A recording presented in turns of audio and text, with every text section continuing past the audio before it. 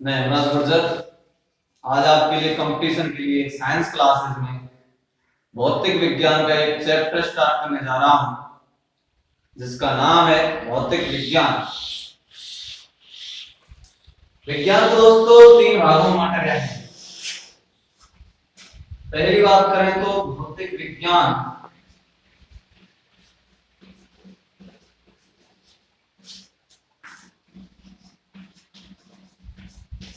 जिसे इंग्लिश में फिजिक्स कहते हैं।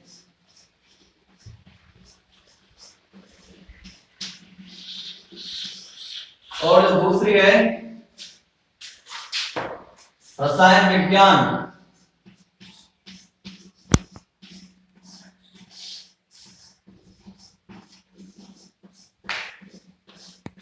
जिसे केमिस्ट्री बोलते हैं।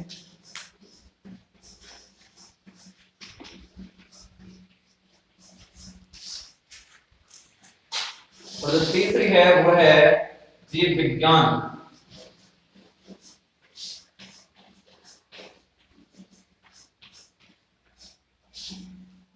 जिसे बायोलॉजी कहते हैं।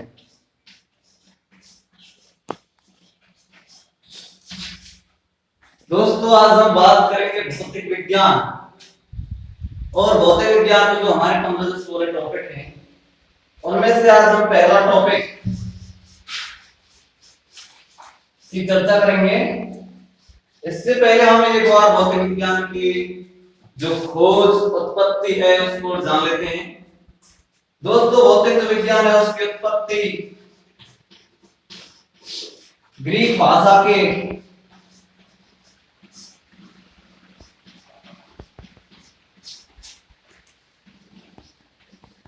यूसेस वर्ड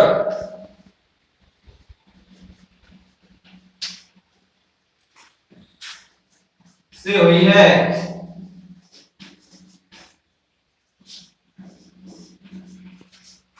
जिसका अर्थ है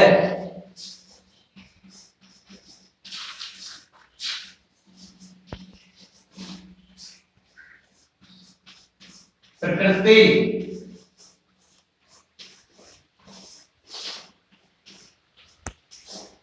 इसी प्रकार यदि हम संस्कृत भाषा की बात करें तो संस्कृत में एक शब्द यूज हुआ है भौतिकी,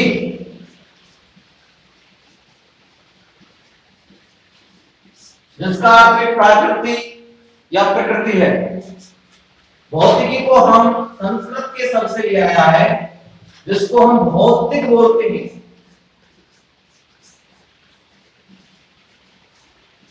ये तो नहीं दोस्तों इसकी उत्पत्ति की बात। आज हमारा जो इसका फर्स्ट टॉपिक है उसको चर्चा करने जा रहे हैं जो है यूनिट एंड डायमेंशन।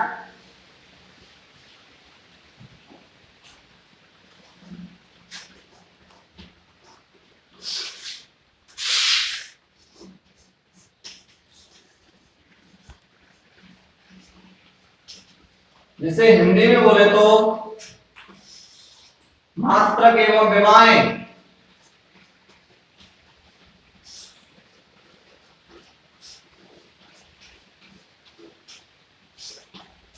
अच्छा, मात्रक एवं विमाएं की जरूरत क्यों पड़ी? बहुत सी राशियों को कैसे तोला जाए, कैसे मापा जाए, तो उनके लिए मात्रक बनाए गए। राशियां भी दो प्रकार की होती हैं। पहली राशि है मूल राशि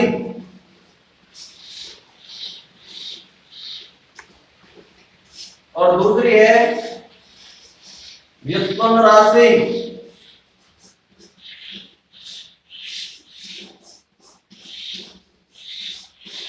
मूल राशि कौन सी राशि होती है जो अपने आप में खुद पर निर्भर रहती हैं, उनको किसी पर दूसरे पर निर्भर रहने की जरूरत नहीं होती। जैसे कि लंबाई, समय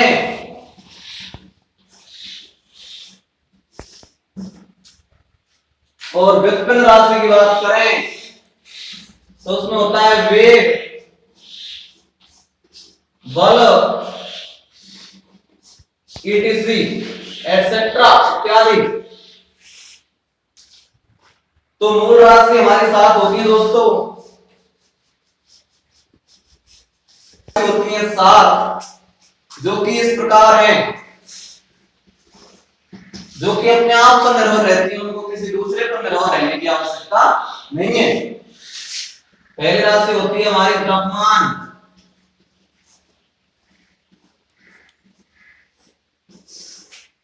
दूसरी होती है दोस्तों लंबाई,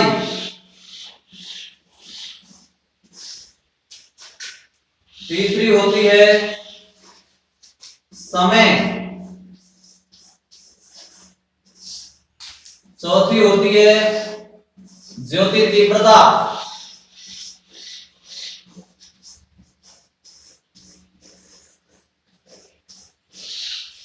और पांचवी होती है पदार्थ की मात्रा।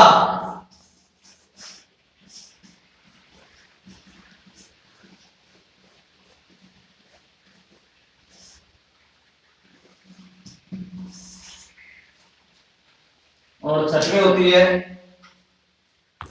ताप,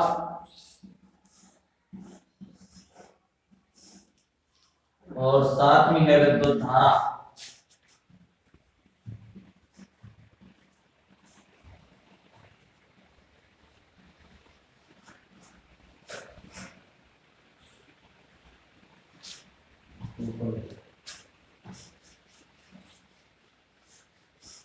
अब इनके मात्रक हैं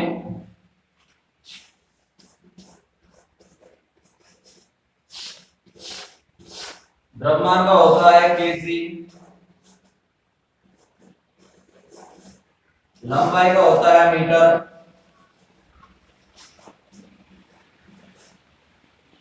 समय का होता है सेकंड, ज्योति तीव्रता का होता है कैंडेला, जिसे सीडी से व्यक्त करते हैं, पदार्थ की मात्रा का होता है मोल, ताप का होता है केल्विन, और विद्युत धारा का होता है एम्पियर। ओके फ्रेंड, आप इसका ले सकते हैं, ये मतलब नोट कर सकते हैं। अब बात करते हैं ये मूल राशि की हमारे साथ, जो पहली है द्रव्यमान, दूसरी है लंबाई, तीसरी है समय, चौथी है ज्योति तीव्रता, पांचवी है पदार्थ की मात्रा, छठवीं है ताप, और सातवीं है विद्युत धारा। द्रव्यमान का मात्रक केजी, लंबाई का मात्रक मीटर, समय का मात्रक सेकंड, ज्योति तीव्रता का मात्रक कैंडेला, पदार्थ की मात्रा मोल में, ताप का मात्रक केल्विन में, विद्युत धारा का मात्रक एम्पियर में किया जाता है। ये हमारी मूल राशि होती है, जो कि अपने आप पर निर्भर होती है। इनके सहयोग से जो दूसरी राशि बनाई जाती है वो होती है व्युत्पन्न राशियां। नोट कर सकते हैं, आगे चलते हैं। अब बात करते हैं व्युत्पन्न राशियां।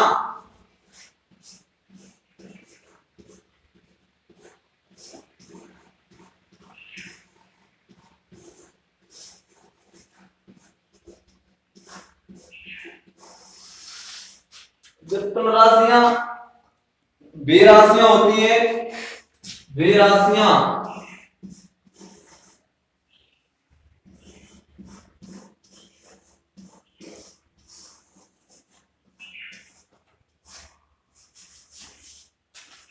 जो मूल राशियों के सहयोग से बनाई जाती हैं,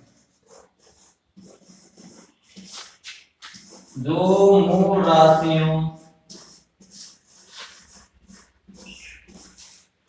के सहयोग से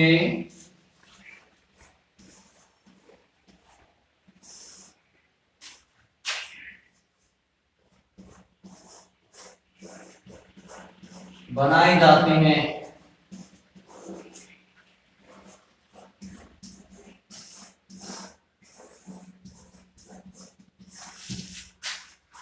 व्युत्पन्न राशियां वे राशियां जो मूल राशियों के सहयोग से बनाई जाती हैं। उदाहरण के लिए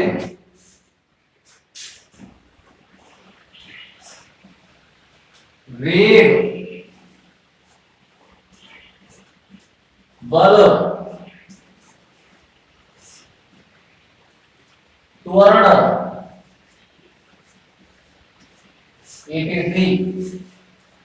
इत्यादि इनको आप नोट कर सकते हैं या स्क्रीनशॉट ले सकते हैं।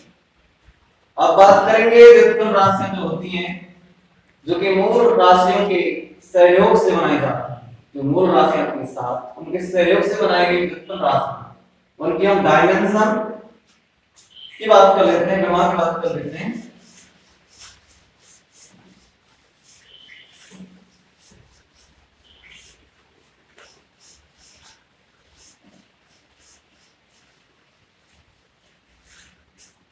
सबसे पहले विमा में ये जानना जरूरी होता है, जैसे कि हम लंबाई को मीटर में लेते हैं, तो उसका मात्रक m से डिनोट करते हैं। समय को लेते हैं तो उसे सेकंड में करते हैं, तो सेकंड को क्या लेते हैं हम, कैपिटल T।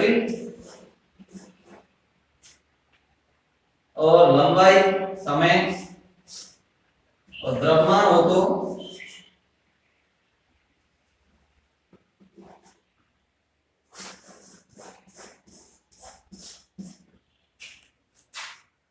मास, जिसे केजी में लेते हैं वैसे तो, लेकिन इसे डिनोट करते हैं पर डे। जब हम विमा बनाएंगे तो इन तीन राशियों का बहुत ही महत्वपूर्ण योगदान होगा, एम, एल और टी। जैसे कि यदि हम बात करें समय, समय की विमा क्या होती है, तो समय की विमा बोलते हैं तो समय को डिनोट करते हैं टी से। तो विमा होगी इसकी, दोस्तों समय में कभी एम का कोई योगदान नहीं रहा, एल का कोई योगदान नहीं रहा, टी का योगदान रहा, तो एम क्या हो गया, 0, एल क्या हो गया, 0, क्योंकि समय में मास का कोई इफेक्ट नहीं है, लंबाई कोई इफेक्ट नहीं है, उसमें टाइम का इफेक्ट है, तो उसे t1 से डिनोट कर दें। इसी प्रकार वेग जो होता है विस्थापन अपॉन समय, मैंने बताया विस्थापन को हम डिनोट करते हैं एल से। विस्थापन एक तरीके की दूरी होती है, एल अपॉन टी। तो दोस्तों इसमें एम का तो कोई योगदान नहीं रहा, तो एम को तो हम 0 रख देते हैं। एल 1 है तो एल 1, टी ऊपर जाएगा तो टी -1 हो जाएगा।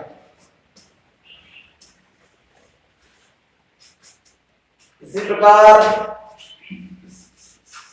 हम 5 से राशियों की जो डायमेंशन बताते हैं उसके आधार पर सभी राशियों की डायमेंशन निकल जाएगी। अब आता है हमारा बल। बल को हम कहते हैं द्रव्यमान m डॉट a। इससे पहले हम त्वरण क्या बता देते हैं एक बार।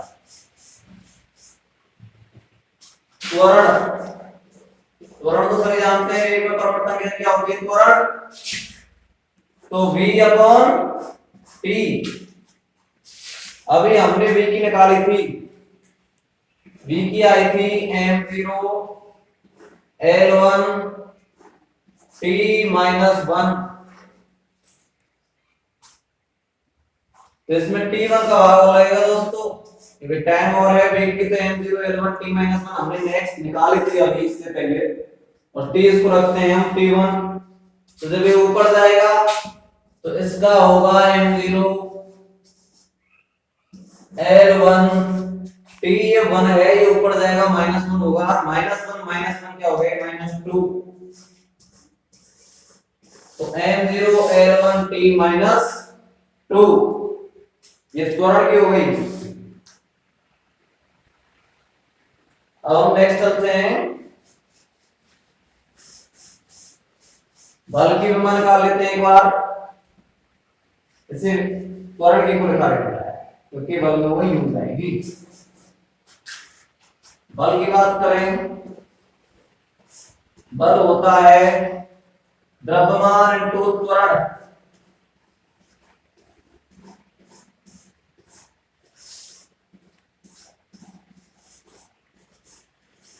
त्वरण की हमने निकाली है, त्वरण की तो द्रव्यमान को हम डिनोट करते हैं m से, और त्वरण हमने अभी निकाली थी m0 L1 T-2। तो अभी क्या हो जाएगी टोटल मिलकर m1 L1 T-2, जो कि कई बार एग्जाम में पूछी जा चुकी है कि बल की विमा क्या होती है। बल, वेग, त्वरण, मैंने भी बताया, समय, विस्थापन, वेग, इन सब की विमा जानकर इन सबके सहयोग से और राशि की विमाएं भी ज्ञात कर सकते हैं। जैसे एग्जांपल और दूसरा हम यदि कार्य की विमा ज्ञात करें तो कार्य क्या होता है? कार्य होता है दोस्तों बल इंटू विस्थापन, ये तो होता है।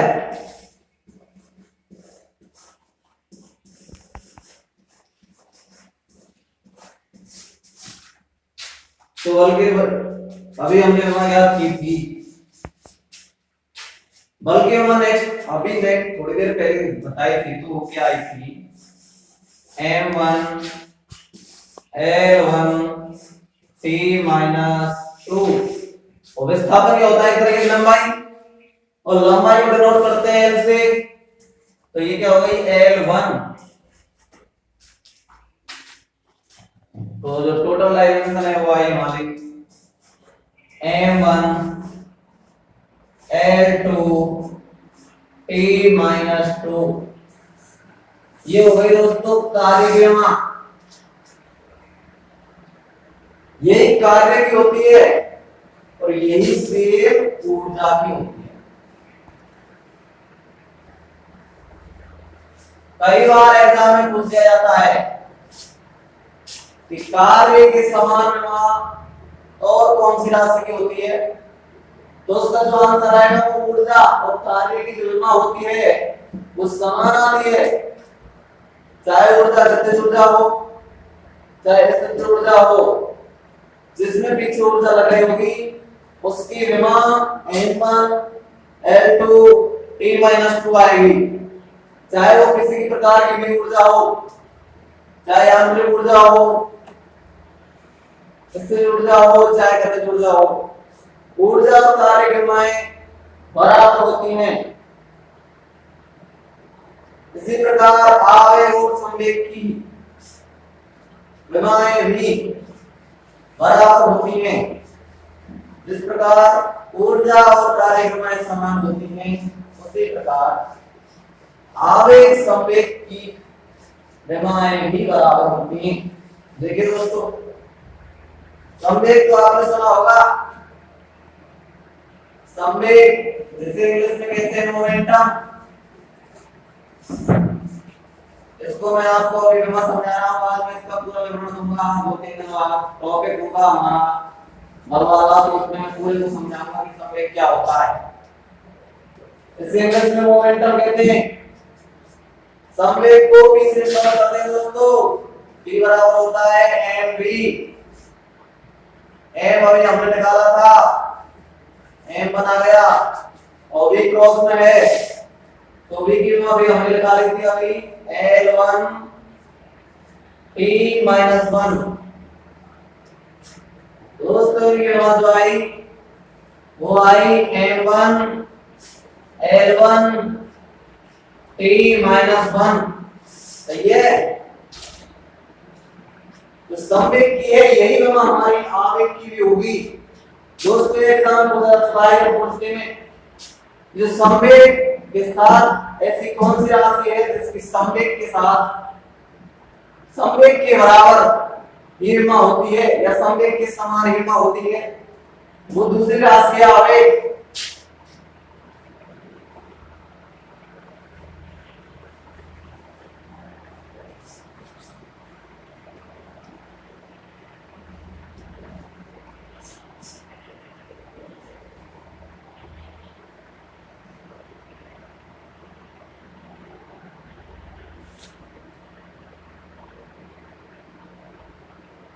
दोस्तों? इसके बाद दोस्तों अगली विमा है हमारे डायमेंशन प्रतिबल।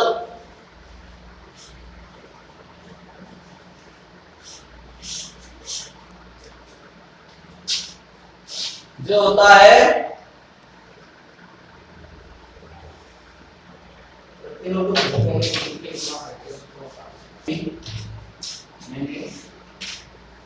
आवेग के बराबर संवेग कहते हैं, आवेग संवेग की बराबर होती है। ठीक उसी प्रकार ऊर्जा कार्य की होती है, ऊर्जा कार्य की बराबर होती है। तीसरा बल,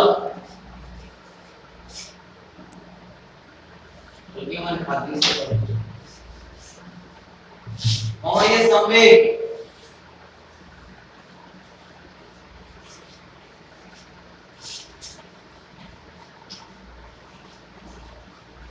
और ये संवेग और प्लांक स्थान,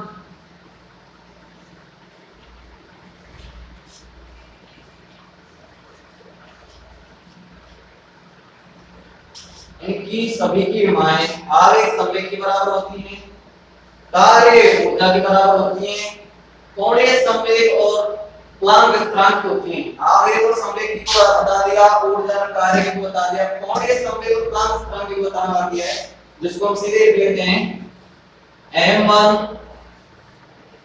l2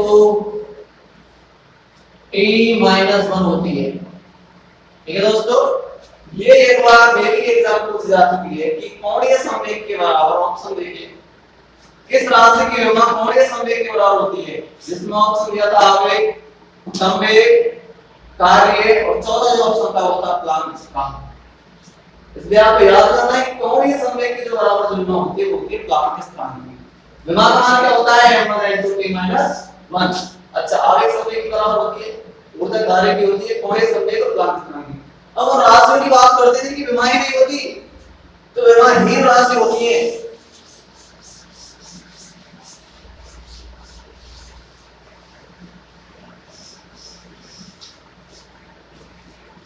विमाहीन राशि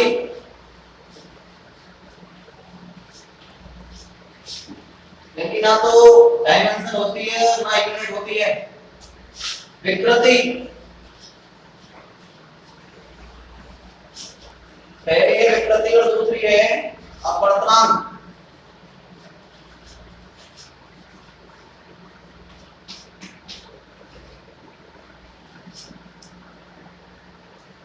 ये विकृति विमाहीन राशि कैसे समझ में नहीं आ रही कि विकृति क्या होती है? विकृति जब वस्तु को हम किसी स्प्रिंग को हम लाते हैं या रबड़ या किसी को खींचते हैं तो उसमें खींचते वक्त जो विकृति आती है, इसकी लंबाई में जो परिवर्तन आता है तो वो होती है विकृति, जिसका फॉर्मूला होता है डेल एल अपॉन एल, यानी कि प्रारंभिक लंबाई और जो प्रारंभिक लंबाई और जब इंच की उसकी लंबाई होती है वो है दोनों लंबाई। तो लंबाई से लंबाई क्या जाती है दोस्तों, तो क्या जाती है विमाहीन राशि। सेम इसी प्रकार अपवर्तनांक है।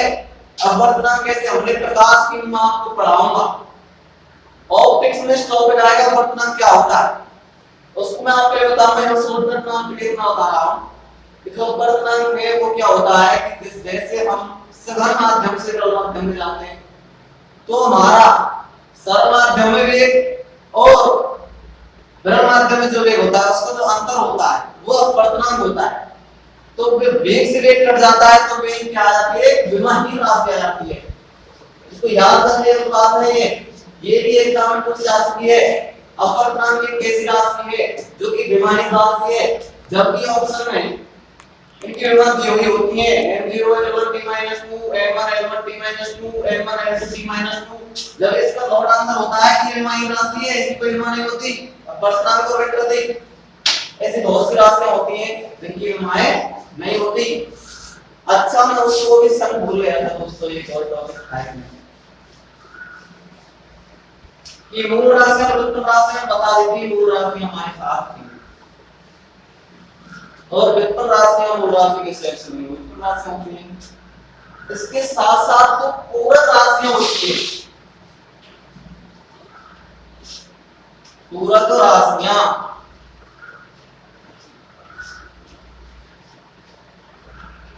पूरक राशियां कौन कौन सी है दोस्तों? पहली होती है हमारे लिए समतल कोण,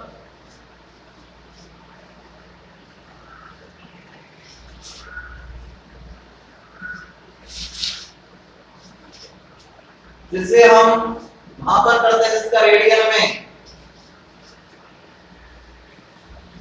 इसमें रेडियन में शॉर्ट में लिखें तो हम आर डी लिख सकते हैं। और दूसरा होता है घनकोण या ठोस कोण बोल सकते हैं जिसे हम।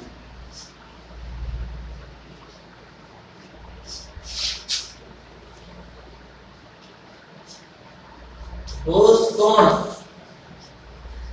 जिसके नाम से हम इसके रेडियन में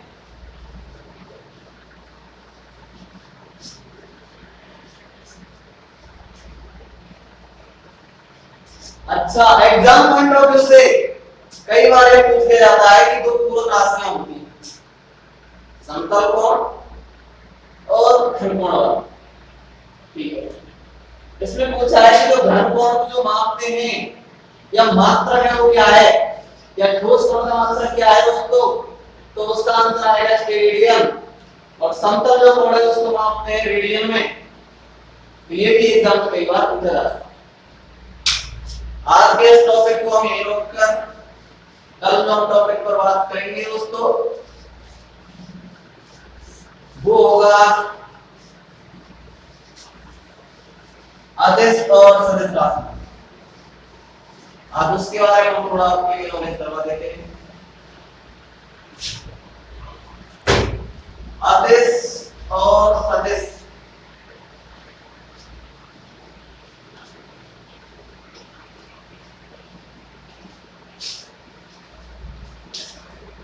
राशियां।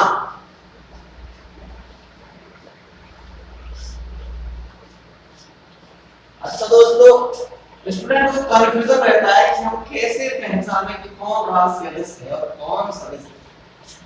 और कई बार एग्जाम में ऐसे क्वेश्चन आते हैं कि वो राशि का नाम दे देता है और उनको पूछता है कि राशि कैसी है। ऑप्शन पूछता है राशि सदिश है या सदिश अदिश सदिश दोनों, इनमें से कोई नहीं। ऐसा क्वेश्चन कई बार पूछा गया था कि दोस्तों ये बल दे दिया था कि बल एक कैसी राशि है, बल कैसी राशि है।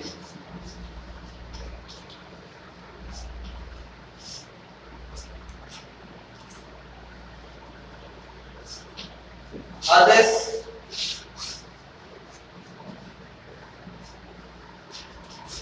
सदिश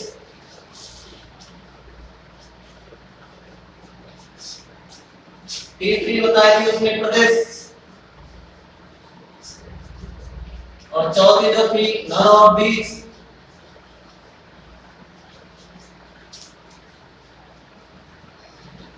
तो दोस्तों मैं आपके लिए बचपन में ये क्वेश्चन निर्देश पे पहुंचाने का अर्थ है कि आप कोशिश करो कि अदिश और सदिश राशियां क्या होती हैं, उन्हें किस नजरिए से देखा जाए कि पता लग जाए कि अदिश या सदिश राशियां।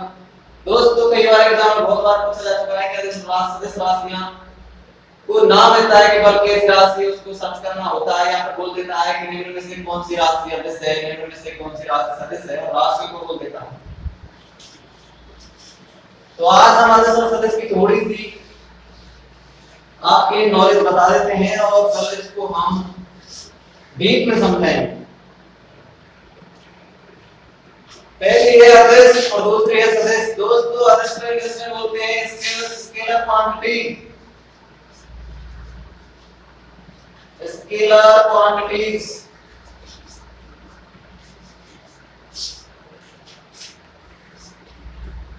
और सदिश को बोलते हैं वेक्टर क्वांटिटीज।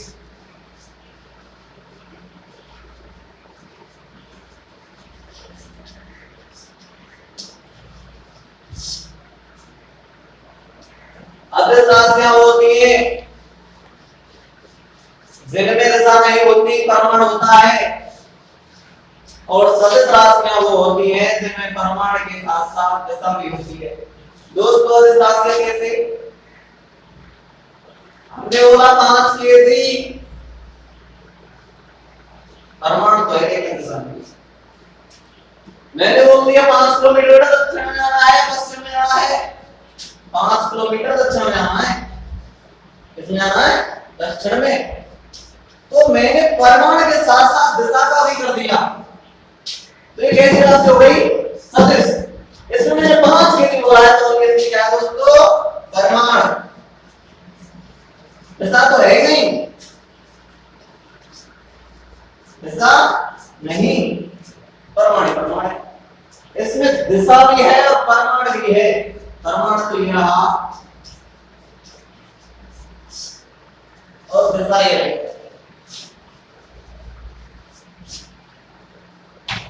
आप समझ में आया होगा कि अदिश राशियां वे राशियां होती हैं जिनमें परमाणु तो होता है लेकिन दिशा नहीं होती, और सदिश राशियां वे राशियां होती हैं जिनमें परमाणु के साथ साथ दिशा भी होती है। आगे समझ में इसको नोट कर सकते हैं। अदिश राशि में सिर्फ एक फर्क पड़ना, अदिश यानी कि दिशा नहीं है और सदिश यानी कि दिशा है। इसमें ये फैक्टर और कुछ नहीं है, और ये इसका डिफरेंस है, और इसको मैं परिभाषा के रूप में आपके लिए लिख देता हूं दोस्तों। और कल भी बताऊंगा कि कौन सी राशियां अदिश हैं और कौन सी राशियां सदिश हैं और क्यों हैं, कैसे। आज अदिश राशि की परिभाषा लिख लेते हैं। डेफिनेशन ऑफ अदिश राशि, स्केलर क्वांटिटीज।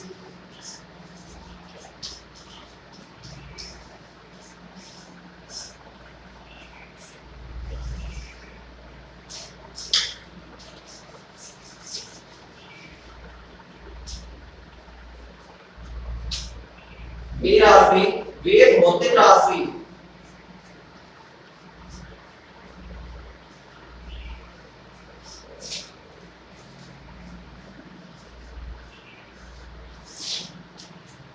जिनमें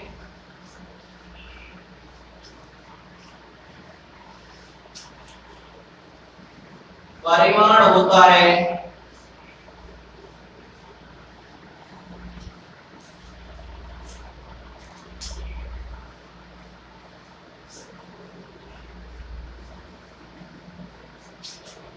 लेकिन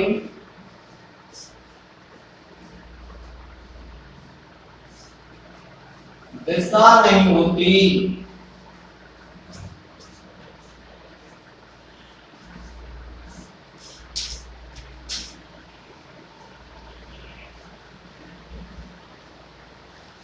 जिनमें परमाणु तो होता है लेकिन दिशा नहीं होती। कौन सी राशियां होती दोस्तों, अदिश राशियां। एग्जाम्पल,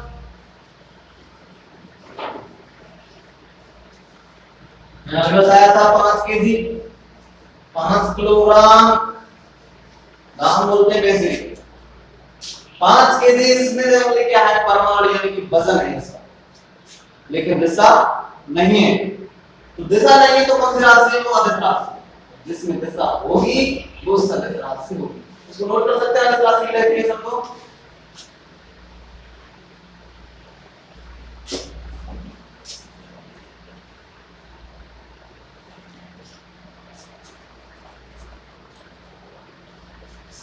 अब नेक्स्ट आते हैं हमारे सदिश राशि दोस्तों।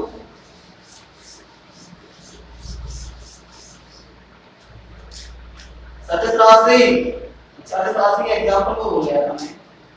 आदिश राशि ये एग्जांपल, आदिश राशि उदाहरण।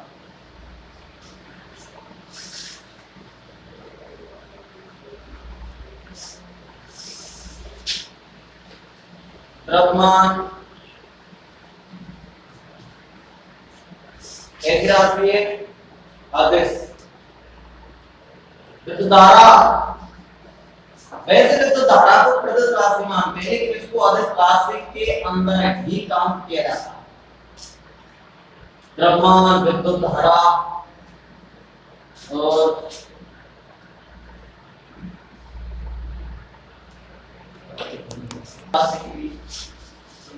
पास कर लेते हैं, क्योंकि द्रव्यमान हम जानते हैं, हमने बताया था 5 की दीवार को डायग्राम होता है अदिश राशि का, और सदिश राशि की हम बात करते हैं दोस्तों। डेफिनेशन देख लेते हैं। सदिश राशि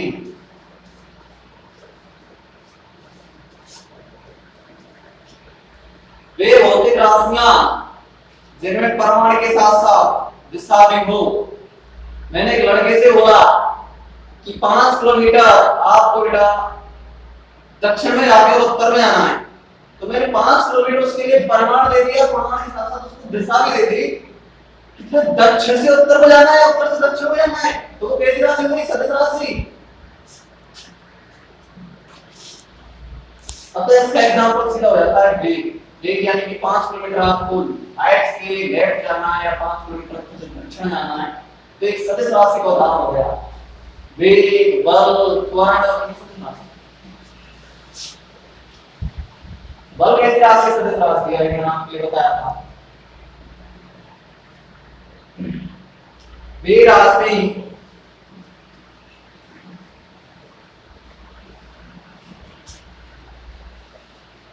जिनमें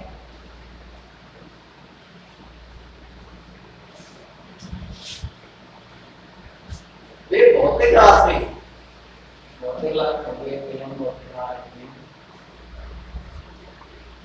जिनमें परमाणु के साथ साथ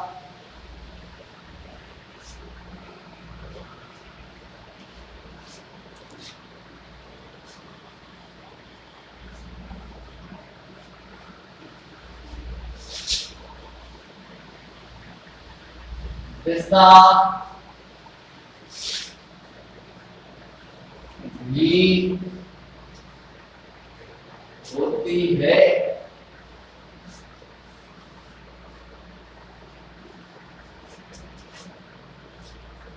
वे भौतिक राशियां जिनमें परमाणु के साथ साथ दिशा भी होती है, सदिश राशि होती है।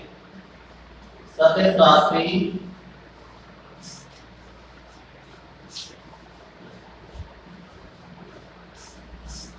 होती है। अच्छा, सदिश राशि के एग्जांपल मैंने अभी आपको बताया था। कोणीय त्वरण, कोणीय आघूर्ण, कोणीय बलाघूर्ण। कोणीय बलाघूर्ण ऐसा होती है कि एक चक्कर कर रहा है तो उसकी दिशा क्या है? क्लॉकवाइज, एंटी क्लॉकवाइज, केंद्र की तरफ से दिशा है बलाघूर्ण। इसका एग्जांपल लेते हैं दोस्तों, उदाहरण इसके उदाहरण देख लीजिए सदिश राशि के बाद। उदाहरण बल कैसी राशि है? सदिश। बलाघूर्ण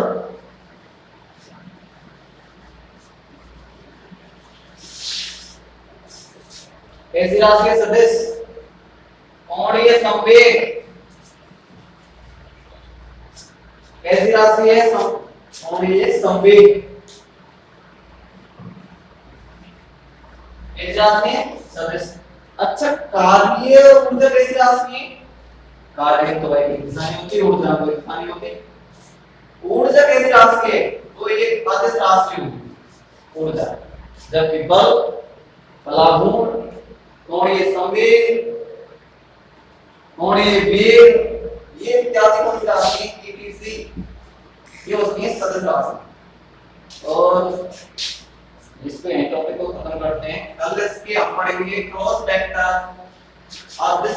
अदिश गुणक और सदिश गुणन। इसको आज थोड़ी सी हिंट दे देते हैं हम आपके लिए। अब हम बात कर रहे थे इसमें दोस्तों अदिश और सदिश की स्केलर एंड वेक्टर क्वांटिटी,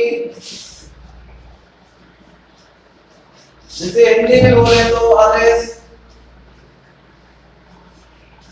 और सदिश। अभी मैंने आपके लिए उदाहरण सहित बता दिया था कि अदिश राशियां कौन सी होती हैं और सदिश राशियां कौन सी है। दोस्तों एग्जाम में आता है कभी-कभी कि ये कौन सी राशि है, या वो राशि दे देता है कि ये कैसी राशि है, जैसे उसने राशि की बल, और पूछ लेता है कि बल ये कैसी राशि है, तो दोस्तों होती है सदिश राशि। जबकि वो दे देता है कि द्रव्यमान कैसी राशि है दोस्तों, तो द्रव्यमान में आपके लिए बताया था कि उनमें क्या होता है? परमाणु दिशा नहीं होती, तो वो कैसी राशि हो गई दोस्तों? अदिश राशि हो गई। यानी कि बल तो कैसी हो गई? सदिश राशि। द्रव्यमान कैसी हो गई? अदिश राशि। अच्छा, इसको इसके सदिश गुणन और अदिश गुणन होते हैं दोस्तों।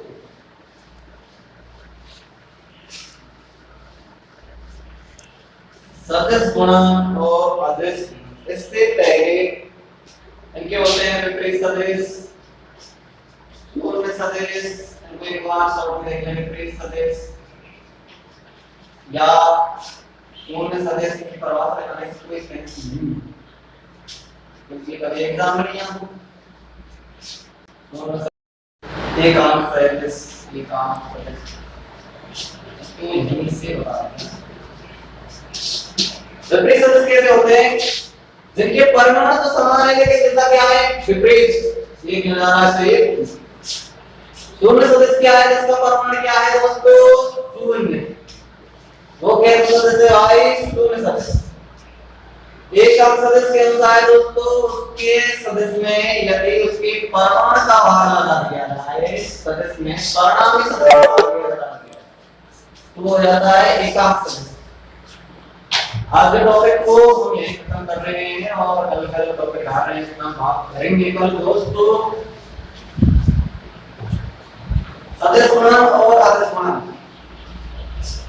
सदिश गुणन क्या होता है और अदिश गुणन क्या होता है?